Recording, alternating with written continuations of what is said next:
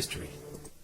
Lesson 10, Chapter 20, A Unipolar World or a New Multilateralism.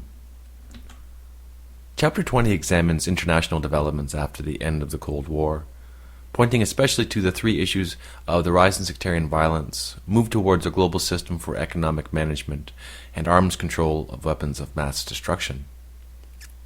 As the text notes in the opening discussion of the chapter, a major trend at the end of the 20th century was the resilience of nationalism.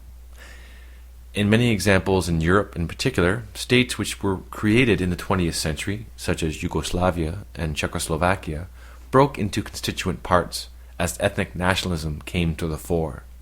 Indeed, one of the major themes of world history in the 20th century was the collapse of empires more broadly, particularly in Africa and in Asia, as nations formerly under the colonial yoke of European states such as Britain, France, and Belgium, among others, finally achieved their independence. Was there multilateralism at the end of the 20th century? After the Cold War, did nations have mechanisms or systems to cooperate? The text in particular examines the question of the management of the global economy. GATT, or the General Agreement on Tariffs and Trade, established in 1947, sought to reduce barriers to freer trade across national boundaries, such as tariffs. As noted in the text, even with moves to fewer international trade barriers, individual governments still found ways to protect important domestic industries. Agriculture, in particular, has been an economic sector which most governments have sought to protect against cheaper foreign imports.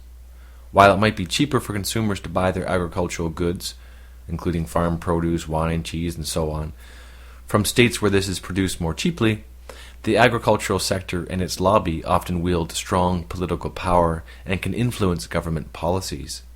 In addition to this, many governments question how desirable it would be to be dependent on foreign nations for one's food, as this would make the nation extremely vulnerable in a time of international crisis. GATT was replaced by the World Trade Organization, or WTO, in 1994 to govern the rules of world trade.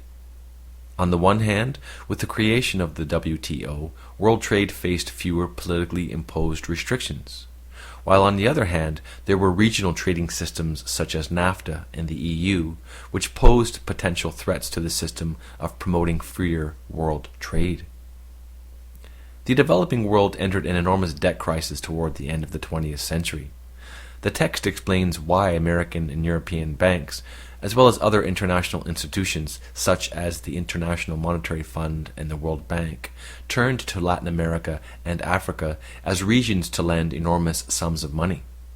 The result of this large-scale bet was the enormous debt crisis facing the developing or third world.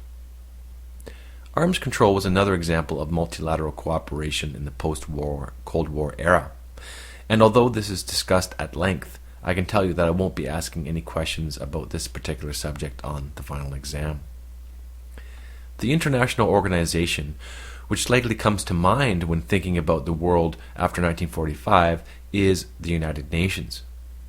There were high hopes for the UN after World War II, particularly since its forerunner, the League of Nations, was so ineffectual in terms of safeguarding world peace and preventing the aggression of Germany in Europe and Japan in Asia during the later 1930s, and which led to the Second World War.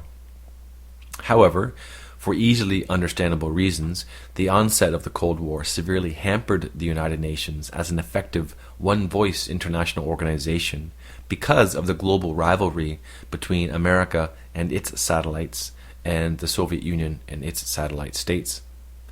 The exception to this, of course, was the Korean War, which we have already examined earlier in the course. With the end of the Cold War, the UN became more successful as a peacekeeping organization in areas of Eastern Europe, Africa, and Asia.